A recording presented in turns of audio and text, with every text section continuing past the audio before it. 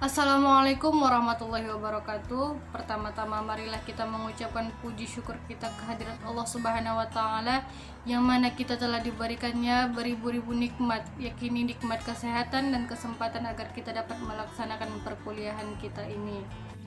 Salawat berangkaikan salam tak lupa pula kita hadiahkan kepada junjungan kita Nabi besar Muhammad sallallahu alaihi wasallam. Semoga kita mendapatkan syafaatnya di yaumil akhir kelak. Amin amin ya rabbal alamin. Baiklah, kami dari kelompok 4 ingin mempresentasikan hasil makalah kami yang berjudul diksi atau pilihan kata. Adapun sebagai moderator yaitu saya sendiri Vidya Purnama dan pembaca materi Indra Rizky Hasibuan dan Haifa Azwa Fadila. Untuk mempersingkat waktu, kami akan mempresentasikan makalah kami yang dibacakan oleh teman saya Indra Rizky Hasibuan. Selanjutnya di sini saya akan menjelaskan pengertian diksi. Diksi menurut Kamus Besar Bahasa Indonesia adalah pilihan kata yang tepat dan selaras dalam penggunaannya untuk mengungkapkan gagasan sehingga diperoleh makna tertentu seperti yang diharapkan. Pilihan kata atau diksi mencakup cara pemilihan kata-kata mana yang harus dipakai untuk mencapai suatu gagasan. Bagaimana menggunakan ungkapan atau gaya mana yang paling baik digunakan dalam suatu situasi. Sebagai contoh dari kalimat yang salah, pertama-tama marilah kita ucapkan puji dan syukur kepada Tuhan. Dan kalimat yang benar, pertama marilah kita ucapkan puji dan syukur kepada Tuhan. Di mana kata-kata yang salah yaitu pertama-tama karena pemborosan kata. Selanjutnya ada fungsi diksi. Fungsi diksi terdiri dari 4, yaitu yang pertama, membentuk gaya ekspresi gagasan yang tepat. Yang kedua, mengefektifkan pencapaian target komunikasi. Ketiga, mencegah perbedaan penafsiran. Dan yang keempat, mencegah salah paham. Selanjutnya ada syarat diksi. Yang pertama yaitu unsur ketepatan, yaitu kesesuaian kata dapat diartikan secara sederhana apabila diksi yang digunakan tidak merusak suasana atau menyinggung orang yang mendengar atau membaca. Penggunaan diksi lebih menekankan ranah kognitif dan kata yang tepat membutuhkan pengetahuan kata yang lebih banyak. Yang kedua itu ada unsur kecermatan. Dalam pemilihan kata berkaitan dengan kemampuan memilih kata yang benar-benar diperlukan untuk mengungkapkan gagasan tertentu.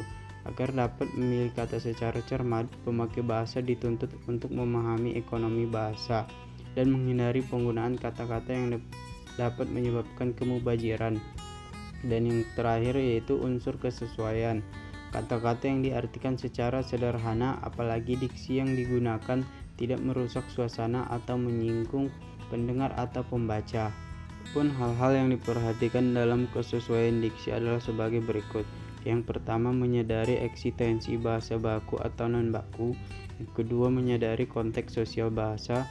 Ketiga, menyadari eksistensi kata kajian atau populer. Dan yang terakhir, menyadari adanya jargon atau slang dan kata percakapan. Adapun cakupan diksi yang akan dijelaskan oleh teman kita selanjutnya, yaitu yang pertama, denotasi, kedua konotasi, makna umum, dan yang terakhir makna khusus. Keenam, denotasi. Kata bermakna denotasi adalah kata yang bersifat umum dan langsung menunjukkan makna yang sebenarnya berdasarkan kamus atau ejaan yang disempurnakan atau bermakna lugas. Ciri dari makna denotasi diantaranya 1.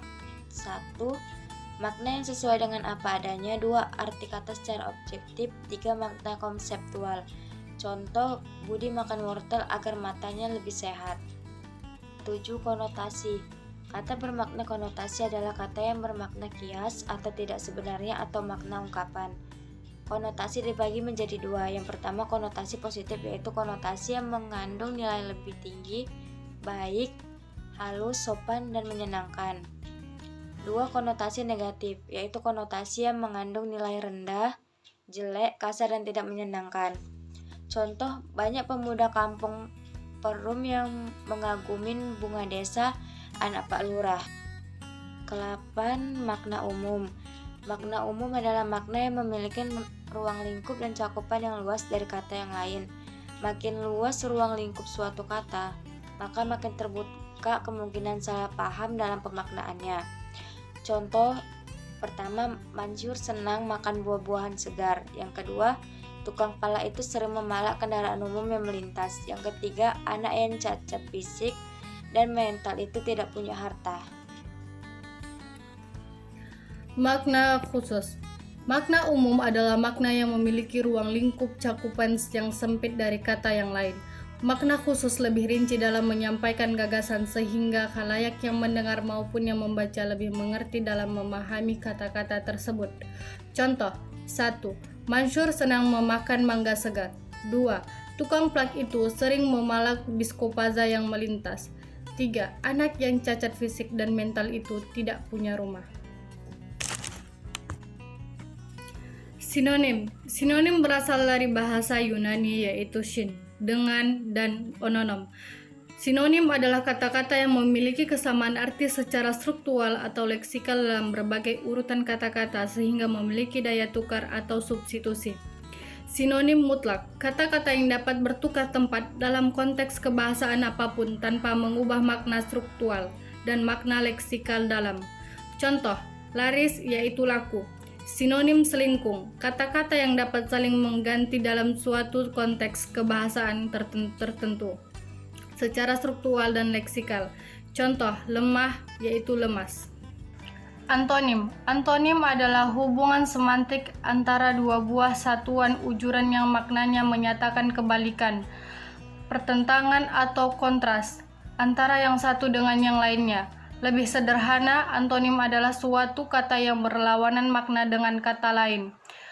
Antonim disebut juga dengan lawan kata. Contoh, besar yaitu bawah, besar yaitu kecil, jauh yaitu dekat. Sekian presentasi dari kelompok kami, dan apabila ada tutur kata kami yang kurang berkenan di hati Anda, mohon untuk dimaafkan. Wabillahi taufiq wal hidayah. Wassalamualaikum warahmatullahi wabarakatuh.